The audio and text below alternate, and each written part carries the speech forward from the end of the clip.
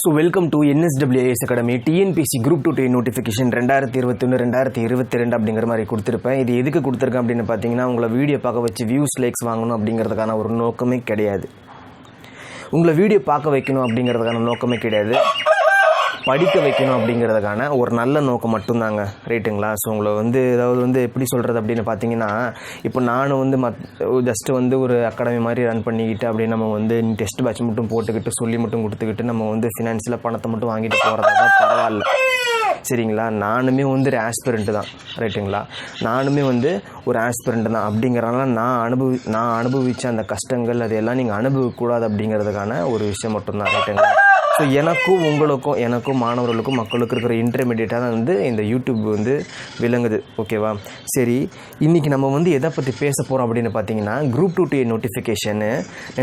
நிறைய பேர் நினைக்கலாம், நோட்டிஃபிகேஷனே விடலை, அதுக்குள்ளார நோட்டிஃபிகேஷன் விட்ட மாதிரி எங்களுக்கு கொடுத்துருக்குறீங்களே ப்ரோ அப்படின்னு சொல்லி. நோட்டிஃபிகேஷன் தான் நீங்கள் படிப்பீங்க அப்படின்னா நீங்கள் அப்படியே வீடியோ ஸ்கிப் பண்ணிட்டு போயிடலாம், ரைட்டுங்களா? இங்கே டிஎன்பிசி ஒன்றும் வேலைக்கு ஆள் இல்லாமல், அரசில் தமிழ்நாடு அரசில் வேலைக்கு ஆள் இல்லாமல் நோட்டிஃபிகேஷன் கொடுக்கல, புரிதுங்களா?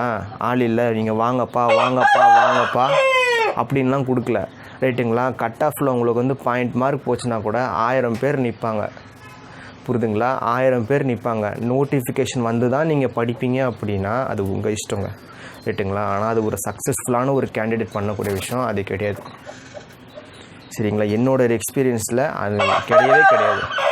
ஸோ யூபிஎஸ்சி ஆஸ்பிரண்ட்ஸ்லாம் என்ன பண்ணாங்க, எப்படி பண்ணுவோம் அப்படின்னு பார்த்தீங்கன்னா, நோட்டிஃபிகேஷனு, ஆனுவல் பிளானரு, சிலபஸ்ஸு, எப்போ எக்ஸாம் விடுவாங்க, எப்போ எக்ஸாம் கொடுப்பாங்க, எப்போ எக்ஸாம் இன்டர்வியூ, அந்த ஆராய்ச்சிலாம் நமக்கு இருக்காது. புக்கு தான் ஆராய்ச்சி. நமக்கு டுமாரோ தான் எக்ஸாமினேஷன் தான் உட்காந்து படிப்பாங்க யூபிஎஸ்சி ஆஸ்பிரண்ட்டுங்க, ரைட்டுங்களா? நம்ம நோட்டிஃபிகேஷன், அஃபிஷியல் நோட்டிஃபிகேஷன் விட்ட பிறகு தான் உட்காந்து படிப்போம் அப்படின்னு பார்த்தீங்கன்னா அது ஒரு நல்ல ஒரு க்ரோத்தே கிடையாதுங்க, ரைட்டுங்களா? நம்ம உட்காந்து டிஎன்பிசி யூபிஎஸ்சிலாம் உட்காந்து படிக்கிறோம் அப்படின்னா சும்மா ஜாலியெல்லாம் உட்காந்து படிக்கலை, ஏன்னா மரண வழி தாங்கிட்டு தான் உட்காந்து படிச்சுட்டு இருக்கோம். வீட்டில் கஷ்டம், ரோட்டில் கஷ்டம், அங்கே கஷ்டம், இங்கே கஷ்டம். நிறைய பேர்லாம் ஜாப் இல்லாமல், ரைட்டுங்களா, எவ்வளவோ கஷ்டப்பட்டு வீட்டில் திட்டு வாங்கிக்கிட்டு கண்டவங்கலாம் நமக்கு கேட்பான் என்ன பண்ணுறேன்னு சொல்லி ஒவ்வொருத்தருக்கும் நம்ம பதில் சொல்லிக்கிட்டு அவ்வளோ கஷ்டத்தில் உட்காந்து படிச்சுக்கிட்டு இருக்கிறோம். நம்ம சும்மா ஒன்றும் கிடையாதுங்க, ரைட்டுங்களா? திரும்பி அதுதான் சொல்கிறேன், நோட்டிஃபிகேஷன் வந்த பிறகு எங்களுக்கு கொடுங்க, ரைட்டுங்களா? நோட்டிஃபிகேஷன் வந்த பிறகு தான் நீங்கள் எங்களுக்கு கொடுக்கணும் அப்படின்னு பார்த்தீங்கன்னா நீங்கள் ஸ்கிப் பண்ணிட்டு போயிடலாம், டிஸ்லைக் பண்ணிட்டு போகலாம், எந்த ஒரு இதுவும் கிடையாது, ரைட்டுங்களா? இந்த யூடியூப்பை நம்பிலாம் கிடையாதுங்க, ரைட்டுங்களா? யூடியூப்பை நம்பி தான் நம்ம இருக்கிறோம் அப்படிங்கிறதுலாம் கிடையாது, சரிங்களா?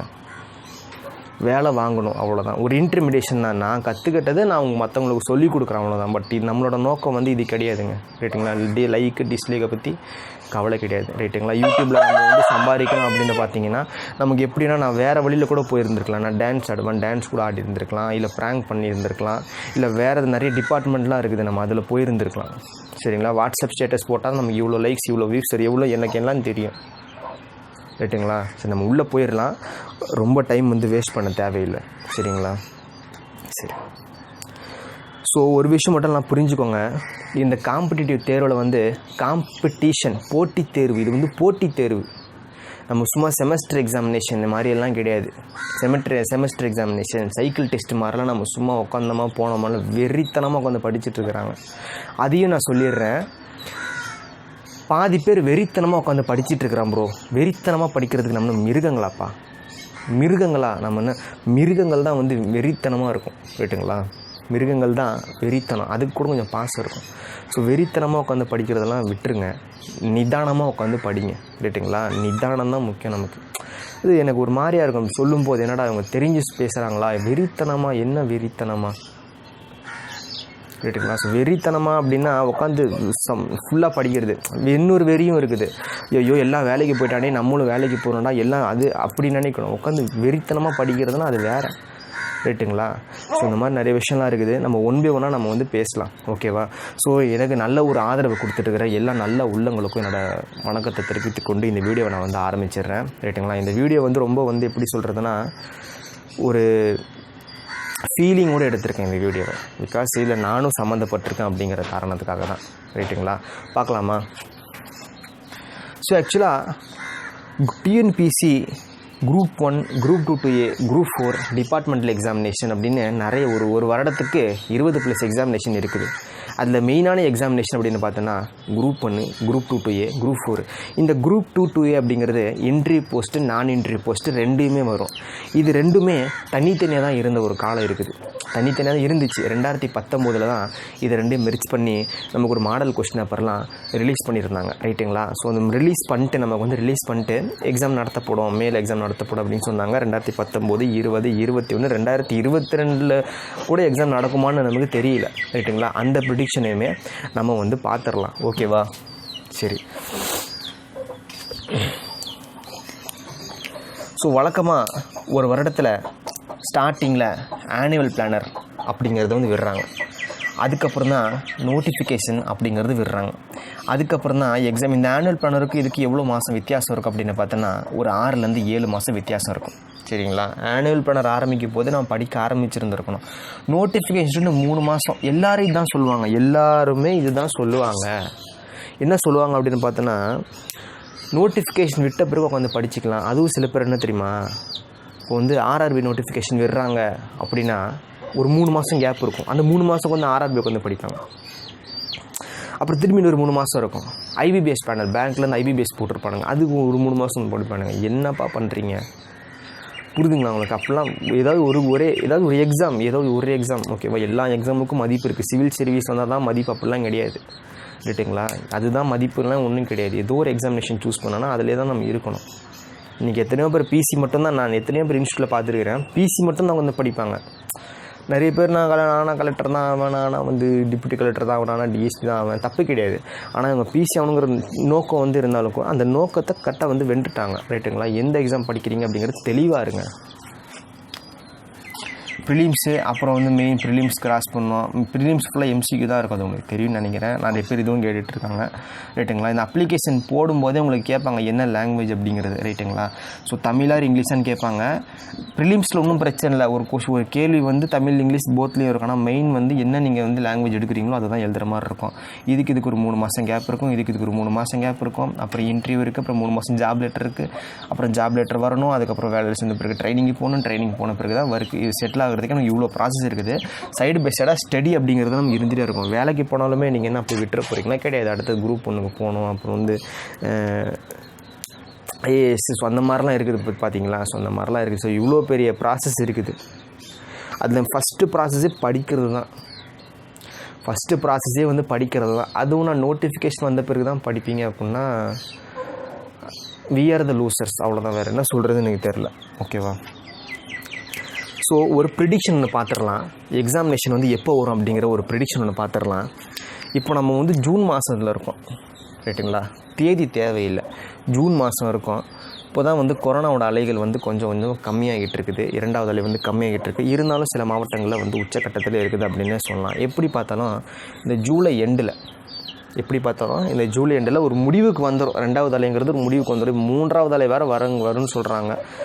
அது எந்த அளவுக்கு அப்படின்னு தெரில. ரைட்டுங்களா? சரி. ஸோ வழக்கமாக பார்த்தீங்கன்னா இப்போ கொரோனா காலகட்டத்தில் எக்ஸாமினேஷன்லேருந்து ஜஸ்ட்டு ஒரு வியூ நான் பார்த்து வச்சுருக்கிறேன். எப்படின்னு பார்த்தீங்கன்னா வச்சுக்கோங்களேன், இப்போ group 1 examination, group 1 main examination போன வருடமே சரி, குரூப் 1 ப்ரிலிம்ஸ் எக்ஸாமினேஷன் போன வருடமே நடக்க வேண்டியது. ஆனால் இந்த வருடம் தான் நடத்தினாங்க. அதுவும் கொரோனா காலகட்டத்தில் தான் நடத்தினாங்க. அது எந்த மாதிரி நேரத்தில் நடத்துகிறாங்க அப்படின்னு பார்த்தீங்கன்னா, இந்த கொரோனாவை ஆரம்பித்து இறங்கும்போது கரெக்டாக நேரம் நடத்தினாங்க. குரூப் 1 எக்ஸாம் நடத்தினாங்க. பிசி அந்த டிஎன்யூ சர்வே எக்ஸாமினேஷன் நடத்தினாங்க. அதுக்கப்புறம் டிபார்ட்மெண்ட் எக்ஸாம் நடத்தினாங்க. ஸோ இதெல்லாம் நடத்தினாங்களா? இன்க்ரீஸ் ஆகி டிக்ரீஸ் ஆகும்போது நடத்தினாங்க. இப்போ திரும்பி டிக்ரீஸ் ஆகிட்டு இருக்குது. ஆக்சுவலாக நமக்கு இப்போ பெண்டிங்கான எக்ஸாமினேஷன் டிஎன்பிசி என்னென்ன நடத்தணும் அப்படின்னு பார்த்தீங்கன்னா நிறைய இன்டர்வியூஸ்லாம் இருக்குதுங்க. ரைட்டுங்களா? போக்குவரத்து அது நிறைய இன்டர்வியூஸ்லாம் இருக்குது. அதெல்லாம் நடத்தணும். அதே போல் பார்த்தீங்க அப்படின்னா குரூப் 1க்கான மெயின் எக்ஸாம் நடத்தணும். அதே போல் ஃபிசிக்கல் டிஎன்யூ ஃபிசிக்கல் நடத்தணும். அப்போ கண்டிப்பாக இது இறங்கும்போது ஜூலை எண்டில் இல்லை ஆகஸ்ட்டில் நடக்கிறதுக்கான வாய்ப்புகள் நிறையவே இருக்குது. ரைட்டுங்களா? நடக்கிறது வாய்ப்புகள் நிறையவே இருக்குது. இப்போவும் இந்த டிஎன்பிசி பார்த்தீங்கன்னா சைடு பை சைடு எக்ஸாம் நடத்தாது. சைடு பை சைடு அப்படின்னா இப்போ ஜூனில் நோட்டிஃபிகேஷன் விடுறாங்க. ஜூனில் நோட்டிஃபிகேஷன் ஆகுனா ஜூலை, ஆகஸ்ட்டு, செப்டம்பரில் குரூப் 1 படிக்கிறவங்க குரூப் 1 எக்ஸாம் எழுதுங்கப்பா, அதே போல் குரூப் 2 எக்ஸாமினேஷன் குரூப் 2 எழுதுங்கப்பா அப்படின்னு நடத்துக்கிறதுக்கான வாய்ப்புகள் ரொம்ப ரொம்ப குறைவு. இப்போ குரூப் 1 மெயின்ஸ் நடத்தினா அப்படிங்கிறது மட்டும்தான், அதுக்கப்புறம் தான் நமக்கு என்னென்னு தெரிய வரும். குரூப் 2 எப்போ நடத்தாலும் தெரிய வரும்.